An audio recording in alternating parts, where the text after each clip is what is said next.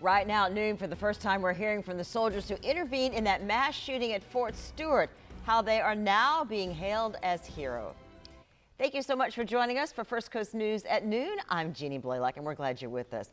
This afternoon, 6 heroes honored. The Secretary of the Army there today on the base, making sure they got the highest of honors, paying a special visit to Fort Stewart just 24 hours after officials say an Army sergeant from Jacksonville opened fire, shooting 5 of his fellow soldiers.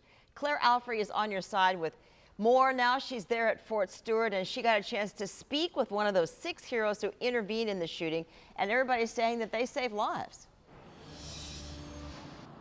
That's right, Jeannie. Specifically, the Secretary of the Army says that the collection of law enforcement to the 6 soldiers that were awarded today all saved each other's lives in that shooting that happened here yesterday at Fort Stewart. He also made his way to the hospital to check in on the soldiers that were injured, and thanks everyone for their efforts to make sure that this did not become a fatal incident. Now, leaders announced that 3 out of the 5 injured soldiers are now home from the hospital, although the Army will not release their names. The other 2 women who were shot inside the building on base are still recovering at this time. Ryan O'Connor, the regional special agent who's taking the lead on the investigation, says Radford violated military policies by bringing a personal gun on base.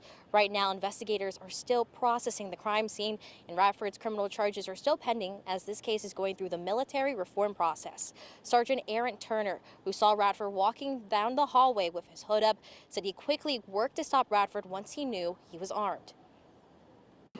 Honing in on him, and just at that point, it was the safety about the stats on that was behind me.